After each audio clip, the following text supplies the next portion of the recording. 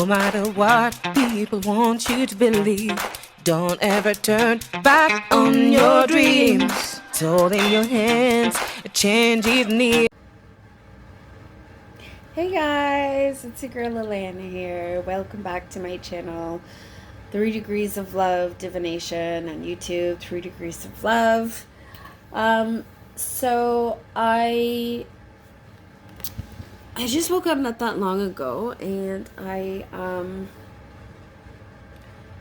figured I would just jump on really quick just to share some thoughts that were running in my head, since I woke up this morning.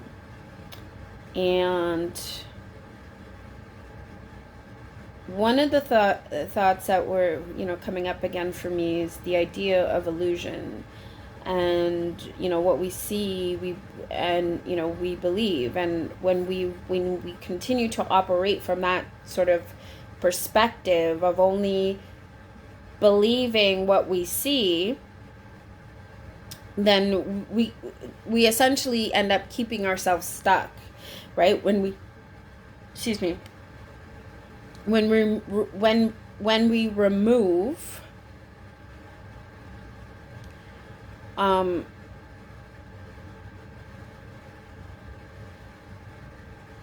that act of love, that sense of emotion, that empathy, right?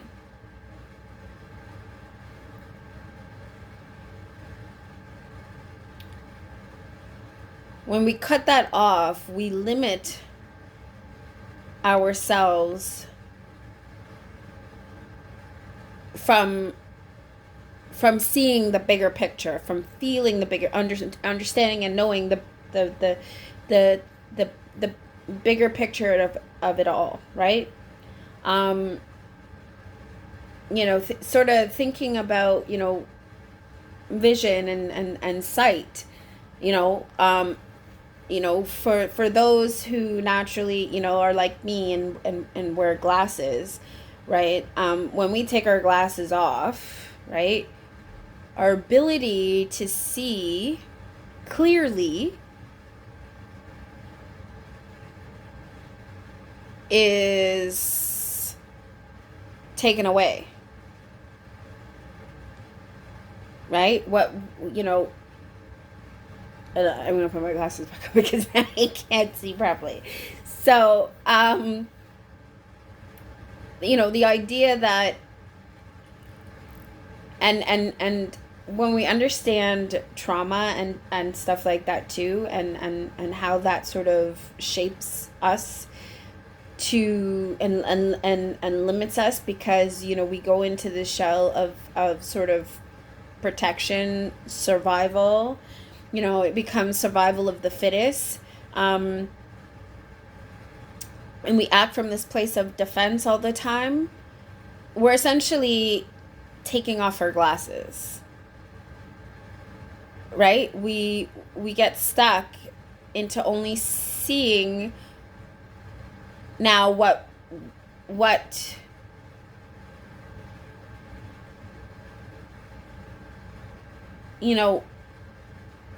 is right in our face, in our immediate, right? And then because of what we see, and we take that and we look at it, and we use that as a way to judge our next steps. If we don't have all the information, we're going to be making missteps. We're going to be making misjudgments, right? And that's what we end up doing essentially to others, whether it is conscious or not. And when we refuse to listen and we operate from this level of defense and the sense of entitlement and the ego, we're essentially now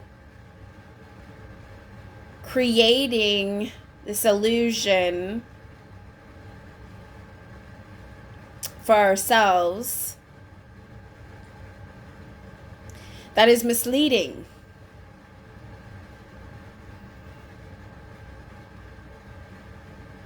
Right? we do the same thing when we operate from a place of fear, right? So, if we, if we are constantly, worried about money and the lack and stuff, we're essentially creating this negativity that we're always going to be in the lack, right? And it's not supposed to be that way, right? Essentially society has sort of, turned us into believing, because, essentially when the majority of the world's resources are being held by the very few, you're forcing people to essentially be survival of the fittest, right? Because when we're in lack, we operate from that sort of that belief, because that's what others have created for us, others being the same people that I say we are, right? Create that lack for us. We will always operate from a place of lack, right? And then what happens is, when I talk about the chaos and the stuff and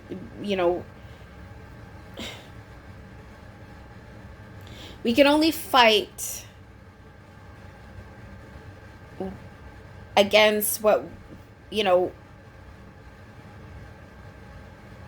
we feel we can fight against. And oftentimes those are the people who are more like us, and right, our family members, our friends, common people, right? Like this idea of, when I talk about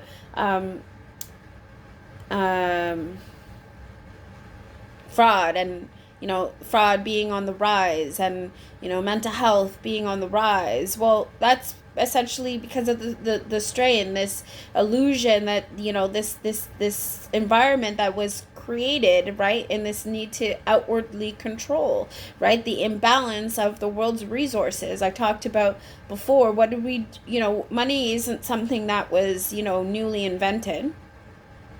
And what did people do before then, before money was created, right? We put this value on money so up here, that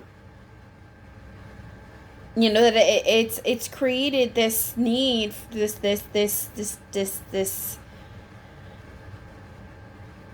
drive for competition, for against one another, survival of the fittest, oh, look at me, I'm more successful than you, right? And this the idea, this repetitive, this illusion, we do it on pretty much everything, right? Because of what we see, we believe, we become, and over, that's how trauma continues, right? And it's not until we can understand and recognize these patterns and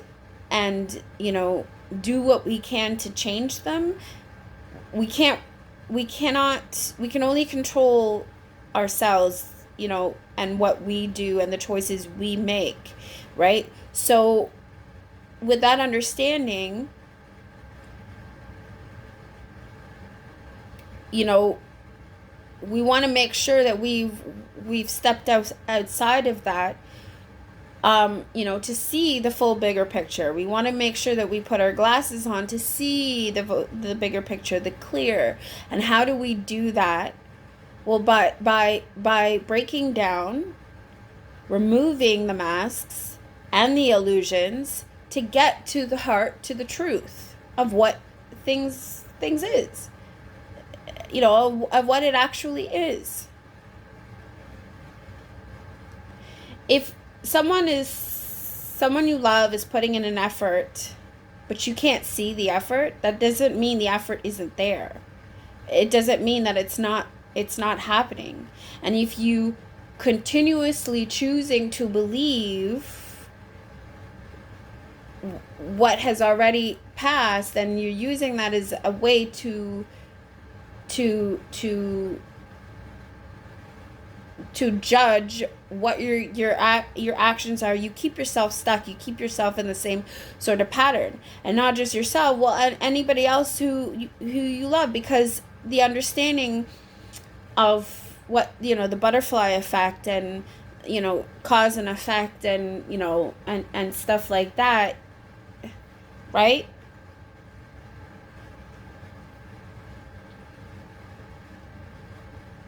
If we constantly believe and we constantly act from a place that we need to compete with one another, then we're always going to be in the act of competition, right?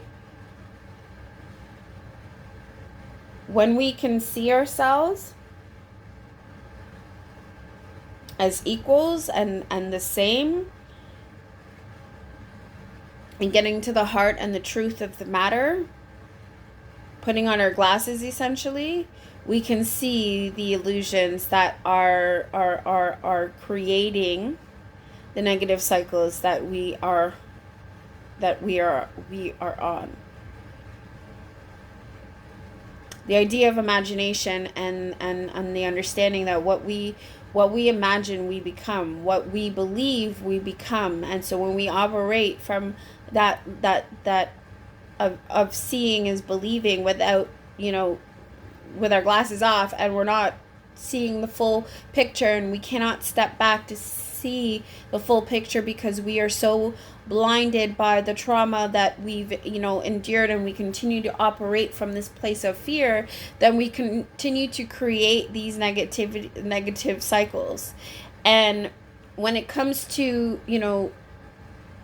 to foundation and family and the ebb and flow, right?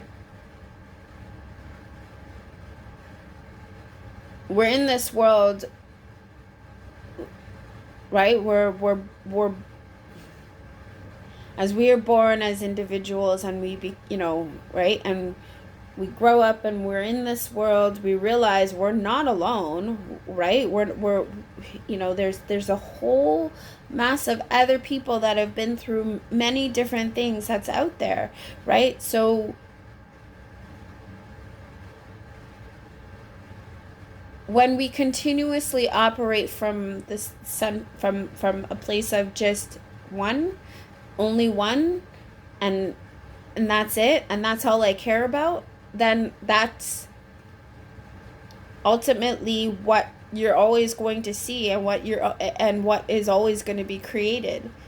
When we start to now, to sort of put our glasses on, to see the bigger picture and the understanding, and take ourselves out of it, we can see much better that essentially we are all made the same, and we're made of the same things, and so therefore we're deserving of the same things. We're deserving of love. Everyone deserves love. And when we understand what exactly to the core what love is, we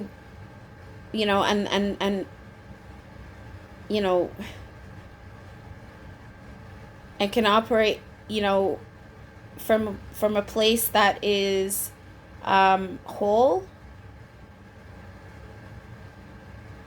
not broken up and sort of blinded by the negativity of life and the illusions that we've now have been sort of created for us. We give ourselves the freedom of acceptance. We give ourselves the freedom of fully understanding, and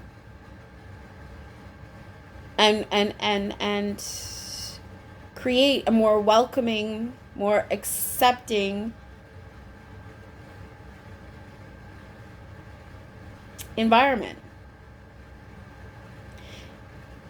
You can't control how another person thinks, how another person does things, whatever sort of coping mechanisms that, they've, sort of endured, right?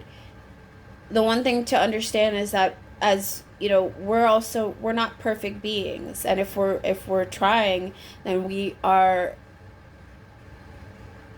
we're taking responsibility for the mistakes of ourselves. We are checking those patterns, and we're seeing, and we're taking responsibility for the contributions that we make, and how we limit ourselves from forward movement. As we individually take stock of ourselves, we can start to see the contributions and how our actions can continuously contribute to what we experience.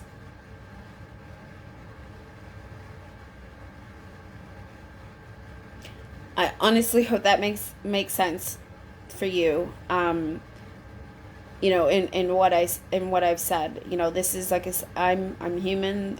This is raw. This is real. These are the thoughts that that sort of come into mind as I continue to do this work for myself, as I continuously try to improve. And what's my motivation? My motivation is love, essentially. My motivation is the greater good. My motivation is love, like I said, is love, right? Because I've spent so much time feeling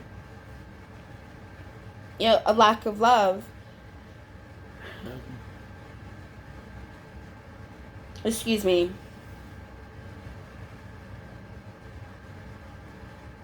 And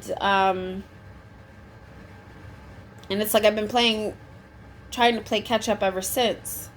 But I also recognize, because I was forced to slow down and recognize that yeah, love, give, and that is essentially what we're supposed to be doing. That's the the ebb and flow, the natural law. But because of the illusions, because of what humanity has sort of created for us, it made it very, very difficult for me to function in this, and based on societal expectations. And at the end of it all, my emotional capacity was stretched beyond measure. And it essentially broke me mentally, physically, emotionally.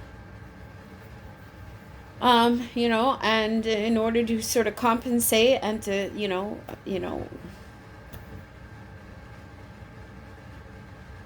but here's what I recognize is the negativity of the cycle of it all, is that as I see and observe and stuff like that, right?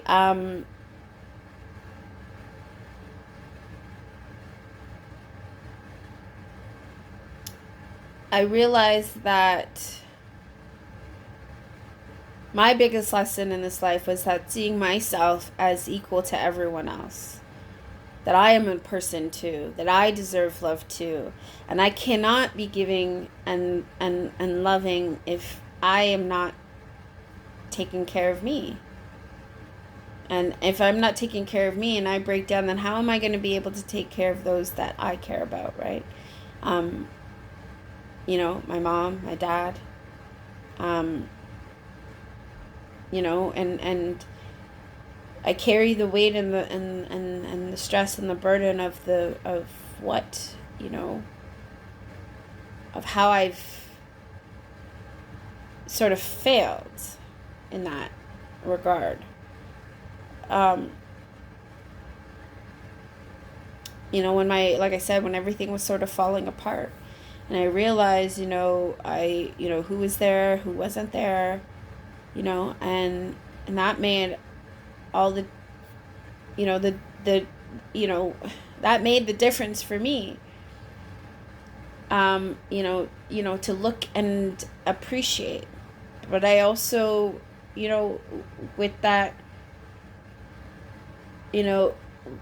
recognize too that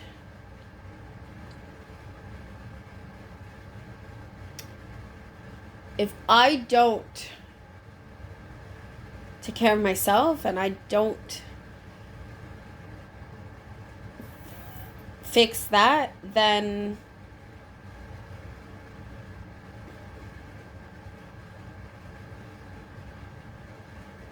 how am I, being in loving service and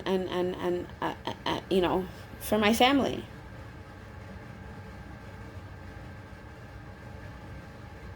But I also recognize that there are things too that, things that are, that are outside of my control, that, like the thoughts and the hearts of other people and what they think. I can't control that.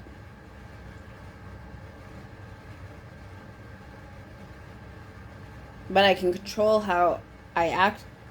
I allow it to affect me. I can control how I, act or react by, paying attention to my emotions, paying attention to the, what I do, that sort of, keep me stuck.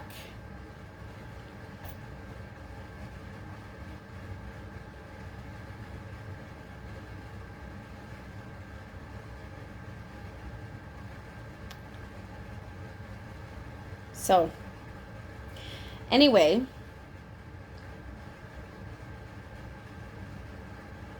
I hope that what I've said, you can find and take some of that as, food for thought, to help you and aid you in forward movement, and to, to really give you, a change in perspective. And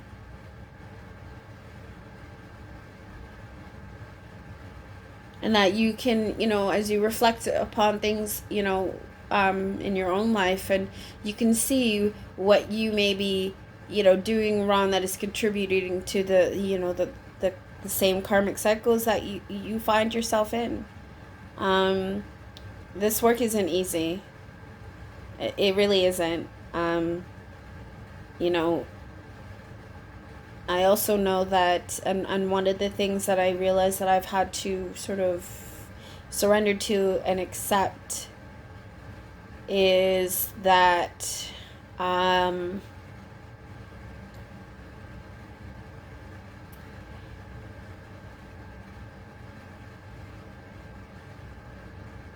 that some change is better than no change.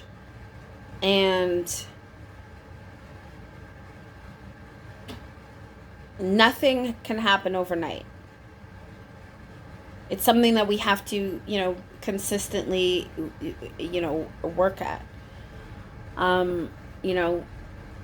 They say Rome wasn't built in a day. Well, yeah, I mean, that's certainly true. And, where society is at right now didn't just happen yesterday. Like, we were on the decline for quite a length of time, right? This is years and years and probably decades, in the making to be, this where we're at right now. We can continue on this cycle of negativity and continue in with all of the, with the fraud and the, the backstabbing and stuff like that. But, then that's going to be our future. I don't want that. And I know that I'm only one person, and I cannot change the lives and the minds of other people, and that would be an absolute impossible task to take on, and you know, and that shouldn't be the responsibility of one person, and it isn't, right? Because, you know, we're essentially all the same, and this is all of our homes, and we should, you know, take pride in that. And as we take pride in that, and we take pride in ourselves, and if we're taking pride in ourselves, then, you know, then we're taking pride in the greater good, right? Because it's the cycle of life, right? And we are all selves. You know, when you look at somebody else, you know, there's a being there. That's someone. You're someone too. So, you know, treating each other equally and fairly and lovingly as we would ourselves.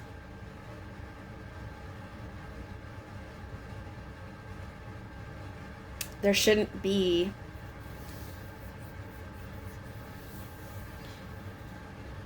this divide. So hopefully one day we can get back to unity.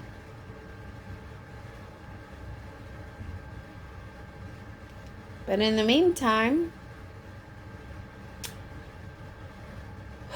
all we can ask for is to do the best that we can, right? And the best that we can is by, you know, taking stock and you know, of ourselves and our individuals, and healing and fixing that, and, you know, being able to break those illusions for ourselves.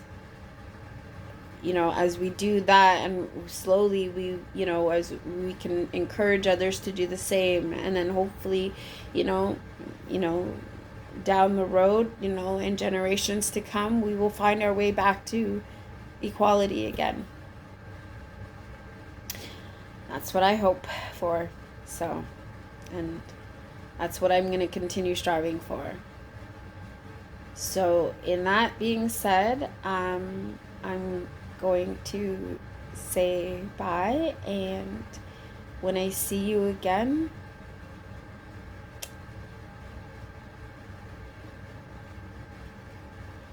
I hope that we are able to make some sort of forward movement together. So until then, live, listen, learn. Love you. Bye. Mwah.